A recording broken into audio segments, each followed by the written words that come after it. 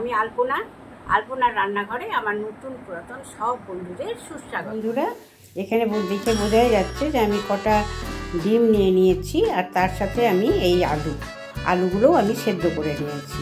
এটা আমি বাটার কারি করব, ডিম আলুর বাটার কারি। তো সাথে থাকলেই বোঝা যাবে বন্ধুরা যে আমি কিভাবে করছি, এতে আরও কী দিচ্ছি, কিভাবে করছি, সম্পূর্ণ ডিটেলসে আমি দেখিয়ে দেব। আমার অনুরোধ রইল ভিডিওটি দেখার।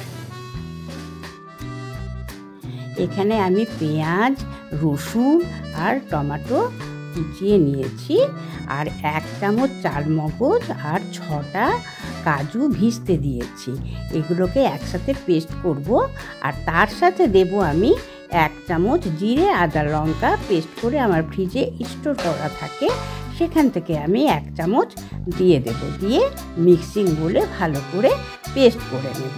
এই মশলাটা আলাদাই টেস্ট আনে বন্ধুরা, সবজির আলাদাই টেস্ট এনে দেয়। কড়া বসিয়ে দিয়েছি বন্ধুরা, কড়া তেতে গেছে। এতে আমি সামান্য সাদা তেল অ্যাড করে দিলাম, আর দেব আমুল বাটার। এই যে বন্ধুরা, এই 1 চামচ বাটার এর মধ্যে দিয়ে দিলাম। দিয়ে আমি প্রথমে ডিমটা ভেজে নেব, হ্যাঁ, আর তারপরে আমি আলুটা ভেজে তুলে নেব।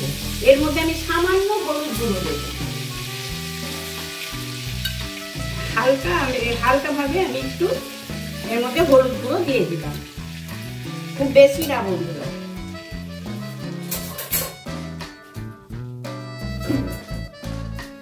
এবারে আমি এর মধ্যে ডিমগুলো দিয়ে দিচ্ছি, একটু ছুরি দিয়ে কেটে নিচ্ছি, দিয়ে ডিমটা ভেজে নেব। আগে ডিম আমি এইভাবে দিয়ে ভেজে নেব করে নিলাম। হ্যাঁ, এবারে আমি এটা তুলে নিচ্ছি বন্ধুরা। আলুটাও কিন্তু সামান্য জাস্ট একটু নাড়াচাড়া করবো, খুব বেশি ভাজবো না। হ্যাঁ, আর আমি তো মিক্সিং বলে তো মশলাটা রেডি করেই নিয়েছি, খুব সহজে হয়, আর অথচ খেতে খুব ভালো হয় বন্ধুরা, 3 গুণ টেস্ট হয়ে গেছে। এবারে আমি কিন্তু তুলে নিয়েছি বন্ধুরা, আর আমি এর মধ্যে সামান্য একটু বাটার দেবো, যেহেতু বাটার করছি। আর একটু বাটার দিয়ে দিলাম আমি এর মধ্যে।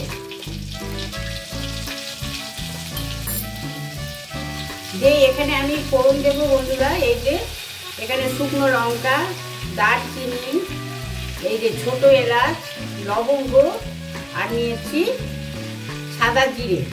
এটা আমি এর মধ্যে সম্বরা করে দিয়ে দিলাম। এটা নাড়াচাড়া করে নেব। তারপর যে পেস্ট করেছি সেই মশলাটা এর মধ্যে অ্যাড করে সুন্দর ভাজা হয়ে গেছে, মানে সম্বরা দিয়ে দিলাম ফোড়নগুলো। এর মধ্যে আমি এই পেস্ট করে রাখা মশলাটা অ্যাড করে দিচ্ছি।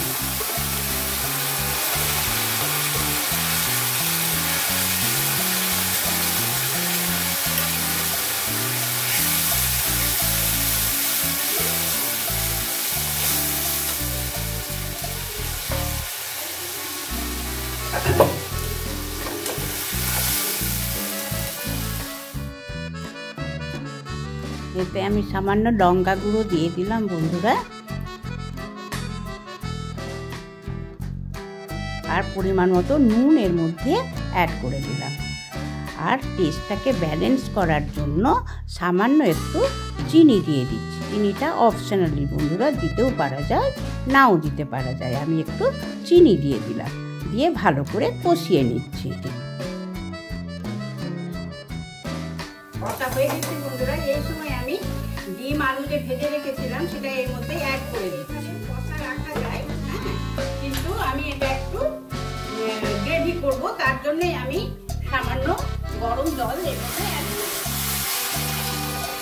আমি একটু গ্রেভি করবো বন্ধুরা, যার জন্যে আমি একটা এর মধ্যে জল দিয়ে দিই। এবার ফোটার অপেক্ষা। খেতে কিন্তু অসাধারণ লাগে বন্ধুরা, একরকম পদ না ভালো লাগে না, একটু পাল্টে রান্না করতে গেলে পরে খাবার আকর্ষণটা বাড়ে। বাড়ির সবাই পছন্দ করে একটু পাল্টে খেতে, একরকম ভাবে রান্নাটা না কেউ পছন্দ করে না। হয়ে গেছে, এবার আমি গ্যাসটা অফ করে দিলাম। হলুদ সামান্য দিয়েছি, কি সুন্দর কালার হয়েছে। আমি এখানে সার্ভিং বোল নিয়ে নিয়েছি বন্ধুরা, দেখা যাচ্ছে নিশ্চয়ই। এই সার্ভিং বোলে আমি এখন সার্ভ করে নিচ্ছি। ভাত করে নিয়েছি। কেমন লাগলো আমার ডিম আলু বাটার কারি অবশ্যই কমেন্ট করে জানাবে বন্ধুরা। একটা কমেন্ট আমাদের প্রচণ্ড আগ্রহ বাড়ায় পরের ভিডিও তৈরি করার জন্য। অবশ্যই কমেন্ট করবে আর লাইক অবশ্যই বন্ধুরা। আর কেমন লাগলো অবশ্যই কমেন্ট তো করতেই বলছি, আর বলছি সাথে থাকতে, সাথে সাপোর্ট করতে, সাথে থাকলে পরে, পাশে থাকলে পরে এগিয়ে যাওয়ার অনেক আগ্রহ বাড়ে। তাহলে আজকের মতো আসি, বাই, টাটা।